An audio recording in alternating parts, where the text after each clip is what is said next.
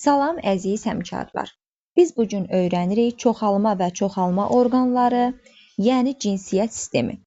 Ümumilikcə cinsiyyət sistemi kişi cinsiyyət sistemi və qadın cinsiyyət sistemi olmaqla iki hissəyə bölünür.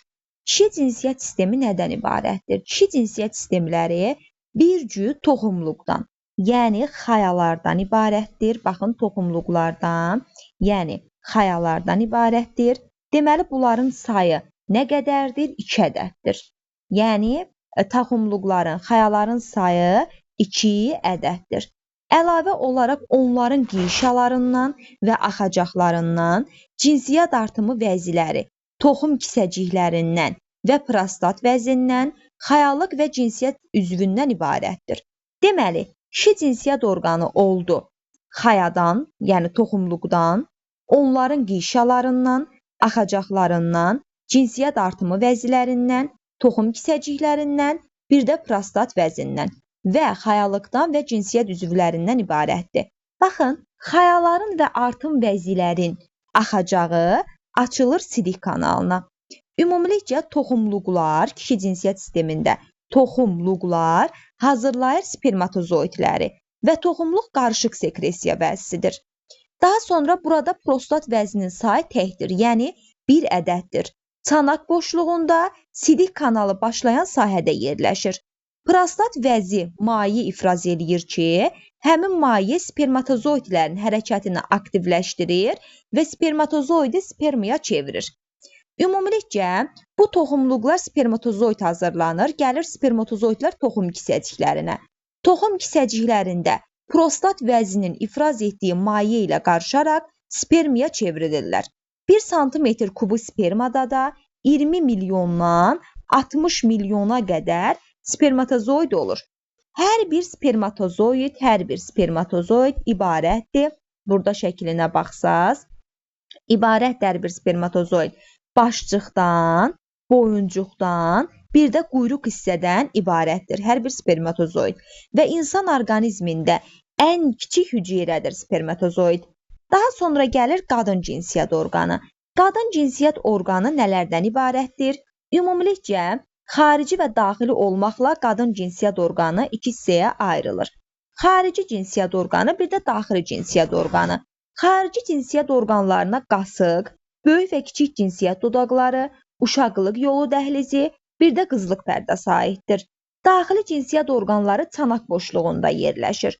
Buraya bir cüt yumurtalıqlar, yəni 2 ədəd yumurtalıqlar, bir cüt uşaqlıq borusu, yəni 2 ədəd uşaqlıq borusu və uşaqlıq yolu aiddir. Uşaqlıq yolu da təkdir. Ümumilikcə, yumurtalıqlarda yumurta hüceyrə hazırlanır. Bir qızın bir yumurtalığında 400 minə qədər yetişməmiş qovuqcuqlar, yəni follikullar olur. Yəni bunun 400-ü sağda olacaq, 400-ü solda olacaq. Yəni bir yumurtalıqda 400, ikisində də eləyir 800 minə qədər. Və qadının da həyatı boyu bunlardan 350-si 500 follikulu yetişir. Yumurta hüceyrə də orqanizmdə ən iri hüceyrələrdən olub hərəkətsizdir. Ölkəmizdə cinsi yetişkənlik dövrü qızlarda 10-12 yaş, oğlanlarda isə 13-14 yaşı əhatə edir. İndi biz öyrənirik aybaşı sikli. Bu şəklin üzərində diqqətlə baxın. Ümumilikcə, qadınlarda aybaşı sikli 28 gün, bəzən də 20 və 30 günə davam edir. Yəni, aybaşı sikli 28 gün, bəzən 20 gündən bir, bəzən də 30 gündən bir baş verir. Və bu follikulun yetişməsi, yəni aybaşı sikli 3 fazadan ibarətdir. Aybaşı fazasından, aybaşından sonraki faza, bir də sarı cisim fazası 3 fazaya bölünür. Bu mərhələlərdə ümumilikcə follikulun yetişməsi baş verir, ovulyasiya prosesi baş verir, bir də sarı cismin əmələ gəlmə prosesi baş verir. Aybaşı fazası 4-5 gün davam edir. Aybaşından sonraki faza 9-10 gün davam edir. Sarı cisim fazası isə 14 gün davam edir. Bu günləri yadınızda saxlayın. Ümumilikcə cinsi yetişkənlik dövründə hər ay növbə ilə bir dəfə sağda, bir dəfə solda nə əmələ gəlir? Yumurta, yəni follikullar, yumurta hüceyrə yetişir. Follikulun yetişməsi 14 gün davam edir. Yəni aybaşı fazası oldu. Daha sonra aybaşından sonrakı faza, aybaşı fazası olan gündən sayırsız 14-cü gün əmələ gəlir follikulun yetişməsi. Və bu zaman nə olur? Follikul partlayır, içərisindən yumurta hüceyrə çıxır və bu proses ovulyasiya adlanır. Partlamış follikulun yerində müvəqqəti daxili sekresiya vəzisi olan sarı cisim əmələ gəlir. Sarı cismin buraxdığı hormon sonrakı follikulun yetişməsini ləngidir, uşaqlığın selikli qışasını rüşeym qəbul etmək üçün hazırlayır və burada da sarı cisim qana 13-14 gün hormon yəni ifraz edir. Əlavə olaraq, əgər hormon ifraz olunması, yəni mayalanma baş tutmazsa, uşaqlığın selikli qışası qopur və selikli qışa qanla birlikdə xaric olunur. Və qadınlarda aybaşı fazası 45-55 yaşa qədər davam edir. Sonra kəsilir, bu da adlanır klimaks. Deməli, aybaşı fazasında dedik aybaşı fazası oldu 4-5 gün, aybaşından sonraki faza oldu 9-10 gün, sarı cisim fazası da oldu 14 gün. Bizim bir ilimizdə 365 gün var. Biz 365-i bölərik 28-ə, bölün görək nə düşür 365 28-ə. Taparıq ki, insan orqanizmində bir ildə nə qədər yumurta hüceyrə əmələ gəlir. Yəni 28 gündən bir aybaşı sikli baş verirsə, bir ildə 13 follikul yetişir. Yəni 13 yumurta hüceyrə əmələ gəlir hər iki yumurtalıqda.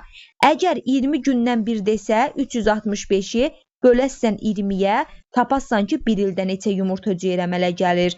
Əgər 30 gündən bir aybaşı sikli yaşayıb deyirsə, 365-i böləcəksən 30-a, tapacaqsan ki, neçə, yəni nə baş verib? Yumurta hüceyrənin yetişməsi baş verib.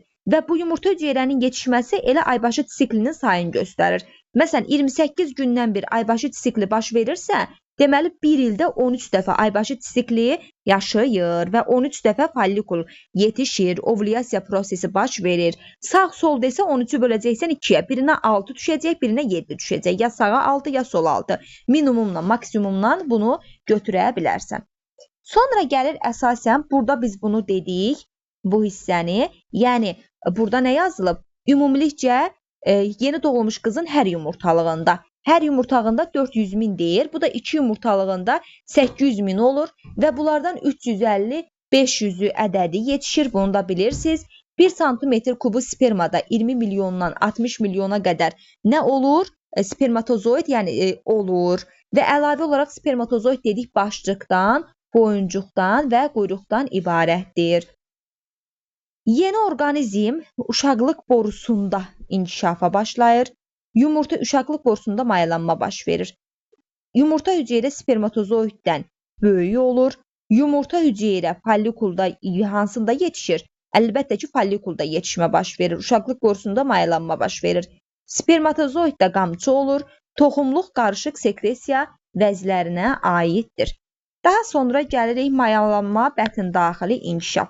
Ümumilikcə baxın, kişi və qadın cinsiyyət sisteminin, yəni cinsiyyət sistemi deməyim, cinsiyyət hüceyrələrinin deyim. Kişi və qadın cinsiyyət hüceyrələrinin mayalanması, birləşməsi mayalanma adlanır. Mayalanma qadının uşaqlıq borusunda baş verir. Yəni bu uşaqlıq boru hissədə, bax bu hissədə. Bax, bu hissədə uşaqlıq borusu hissəsində nə baş verəcək? Mayalanma baş verəcək. Və bu mayalanma özü bölünür. Bax, bu hissədə mayalanma baş verir. Ümumilikcə, yumurta hüceyrə 12-24 saat mayalanma qabiliyyətinə malikdir. Spermatozoid də 2-4 gün mayalanma qabiliyyətinə malikdir.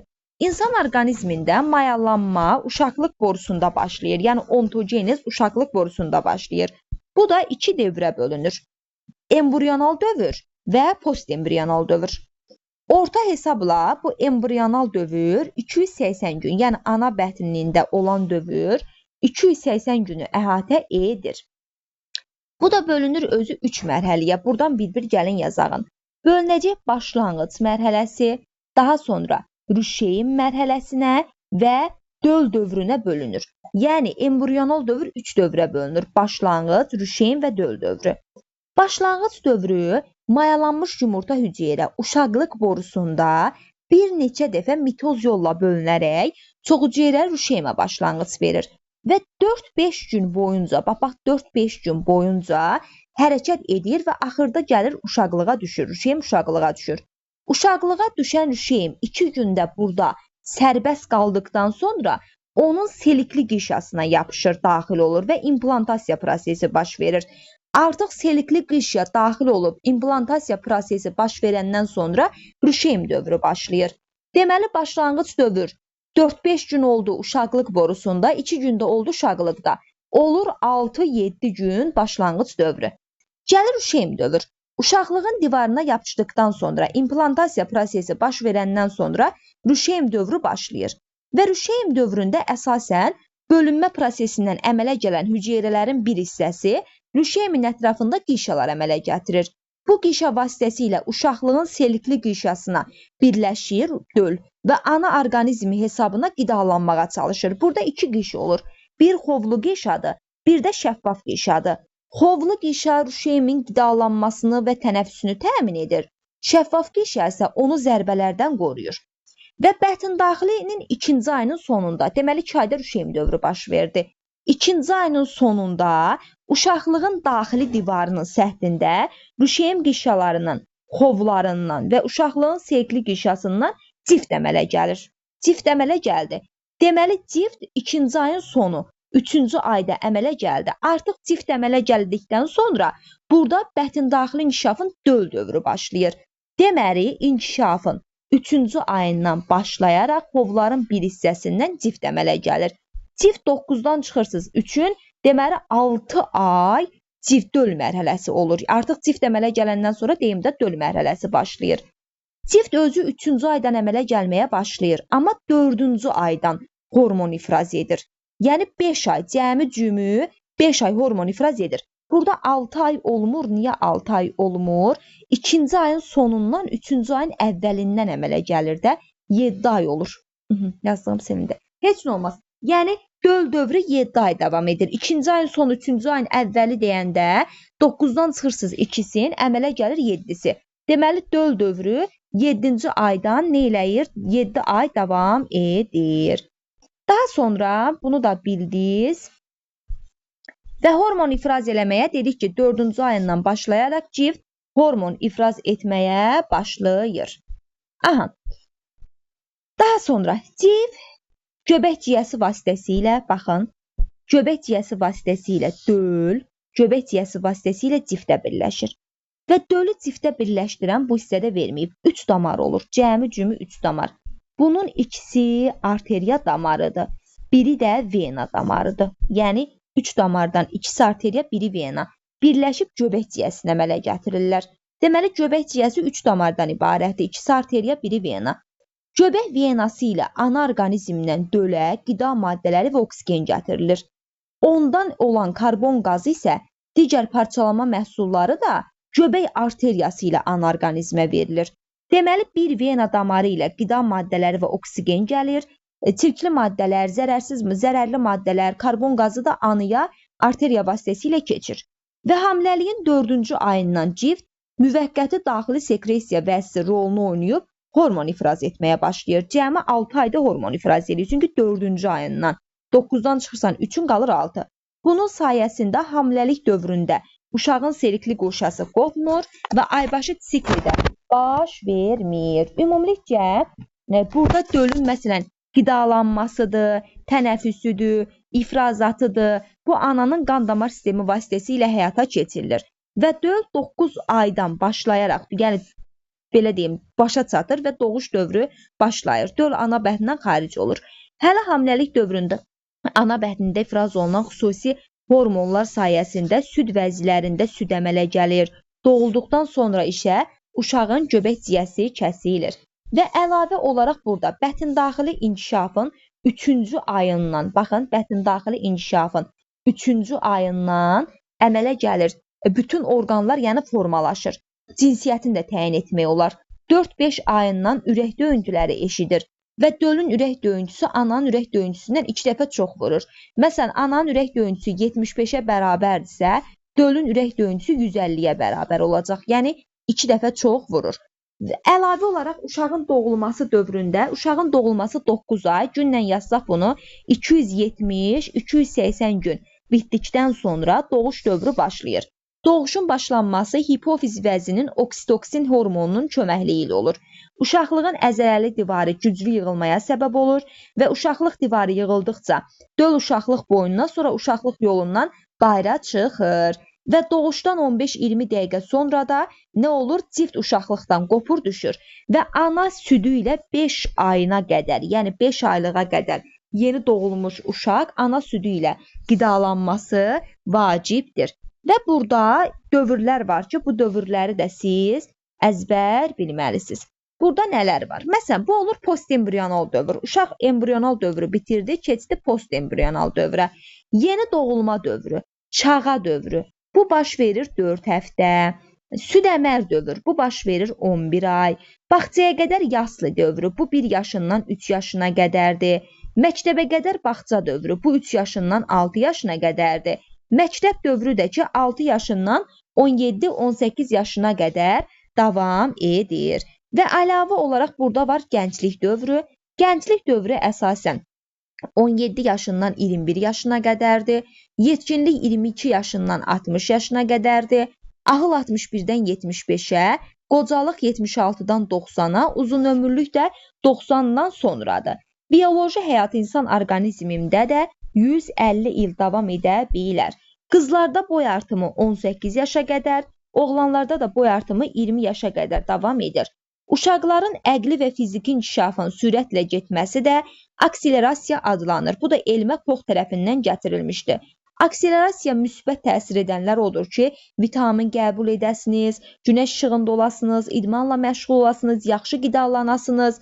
Çatışmamazlığı da əsasən bu dediklərimiz çatışmazsa uşaq əqli inkişafdan geri qala da bilər. İnsanın embrional və postembrional dövrünü insanın yaşın fiziologiyası elmi öyrənir.